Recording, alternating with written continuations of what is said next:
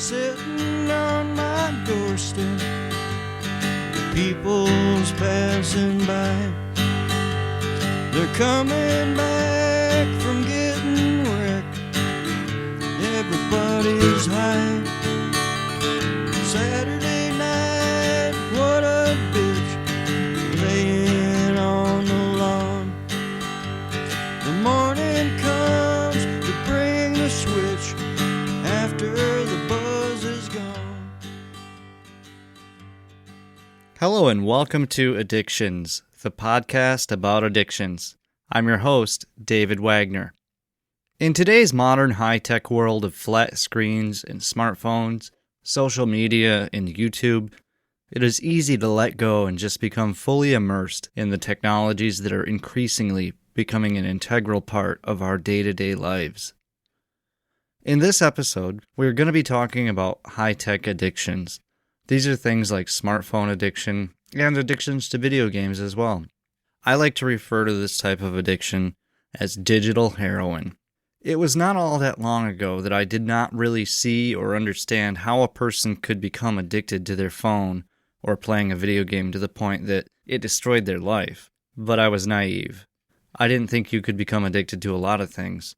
But through my own battle with addiction, I realized an awful lot and learned a vast amount of knowledge about addiction. And yes, digital addictions are real, and they can be just as bad and have just as much of a negative impact on a person as narcotics, alcohol, or really any other addiction. Studies have even been done on various groups of people that prove this. Back in 2016, a study was conducted by Stanford University on several groups of high school students, and it showed that when forced to go for only a mere 24 hours without any screen time, that more than 75% of these kids exhibited physical and mental withdrawal symptoms. I mean, everything ranging from moodiness and feelings of agitation to more physical symptoms like headaches and feelings of nauseousness. When I read about this study, my jaw dropped. I mean, it really blew me away. Many of those withdrawal type of symptoms were the same exact withdrawal symptoms as many of the other chemical substances out there, and this is only one of many studies that have been conducted over the past decade or so. The crazy thing is that we see this every day, many of us do. I mean, I not only see it when I'm in crowded social situations, but I mean, I've caught myself on more than a few occasions ignoring or neglecting other more important things just to spend time promoting my podcast on Facebook or, do whatever on Twitter, you name it. Now, I'm not saying that I neglect to feed my child or let the dog out or crap like that, no. But small shit like, I'll be 5 minutes late for work because I lost track of time while checking my Twitter in the morning or something. Stuff like that. But I have seen other people who totally ignore their surroundings, it seems, while they are on their phone. I don't know if any of you have ever had a conversation with someone who is in the process of using their phone to do something and talking to you at the same time. But it is really frustrating, and I always feel like the person is just not engaged in the conversation and not really paying attention. And when you bring it up, they say things like, oh, I can multitask, I'm listening. Yeah, sure, whatever. And I'm guilty of that too. I'm sure that I've done that to people in the past. But it can get considerably worse than that. In some extreme cases, it can lead to death.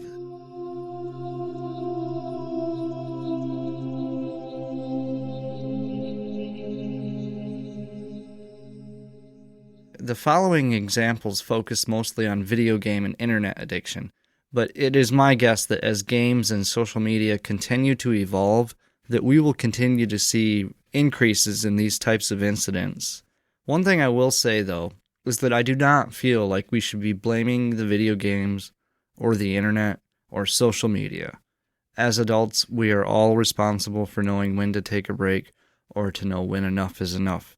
And the same goes for children. If you, as a parent, are letting your child spend 8 hours a day in front of a screen, I feel you should be held accountable. That is just messed up. But anyways, some extreme examples here. In 2012, 2 men in Taiwan died while playing a computer game. The police stated that long hours in a sedentary position probably led to cardiovascular problems resulting in their deaths.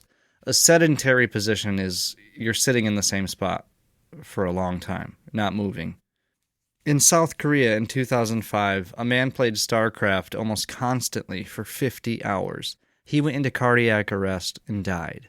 His friends reported later that he was a known video game addict. I mean, I played StarCraft, and it is a pretty badass game, but damn, not 50 hours straight badass. Holy shit.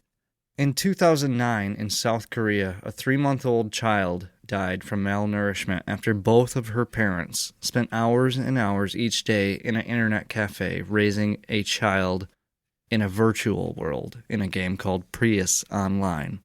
This one was actually documented in a 2014 documentary film titled Love Child. It is an amazing film, and I highly, highly recommend it. Unfortunately, the United States is not immune from this either. Here in the US, we tend to have some different reactions to our digital addictions, though. For example, in February of 2002, a Louisiana woman sued Nintendo because her son died after suffering seizures caused by playing Nintendo 64 for 8 hours a day, 6 days a week. Nintendo denies any responsibility, and of course they do. Look at how much time this kid was spending in front of the television. It's no doubt that he was having seizures, you know? Stuff like that. Here's another one. This one's really, really wild. Ohio teenager Daniel Petrick shot his parents, killing his mother, after they took away his copy of Halo 3 in October of 2017. In a sentencing hearing, after the teen was found guilty of aggravated murder, the judge said, "I firmly believe that Daniel Petrick had no idea at the time he hatched his plot that if he killed his parents, they would be dead forever." On the 16th of June 2009, Petrick was sentenced to 23 years to life in prison. In Jacksonville, Florida, Alexander Tobias pleaded guilty to a second-degree murder for shaking her baby to death. She told investigators that the baby boy's crying had interrupted her while she was playing the Facebook game Farmville. She was sentenced to 50 years in December of 2010. 18-year-old Devin Moore was addicted and obsessed with the game Grand Theft Auto Vice City. He suddenly snapped and went on a real crime spree on the 7th of June 2003. He was caught trying to steal a car and was brought into the police station, where he then managed to steal one officer's gun and shot him and 2 other officers dead before stealing a police car and escaping. He was eventually caught and sentenced to lethal injection. After he was recaptured, he said, "Life is a video game. Everybody's got to die sometime."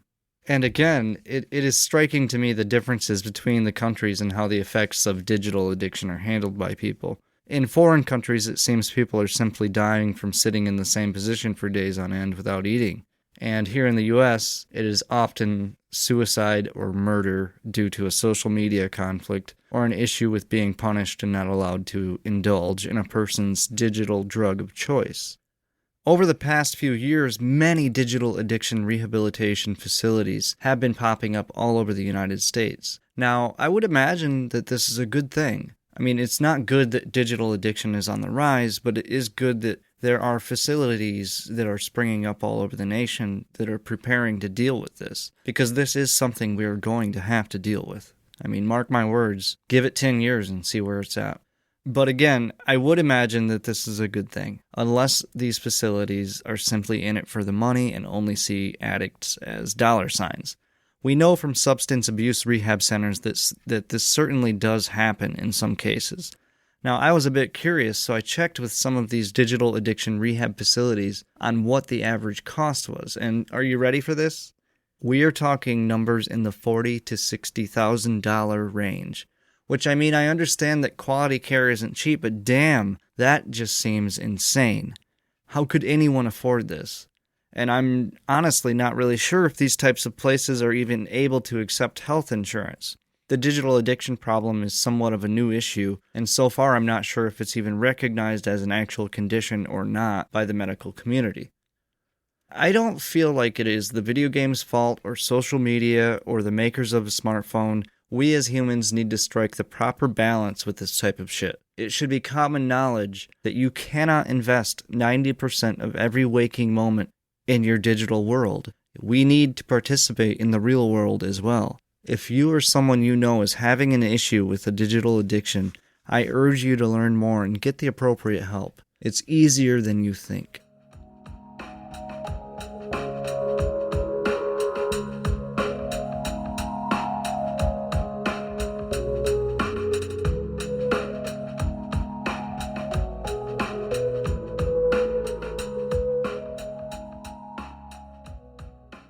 That is going to wrap up this episode of the Addictions Podcast.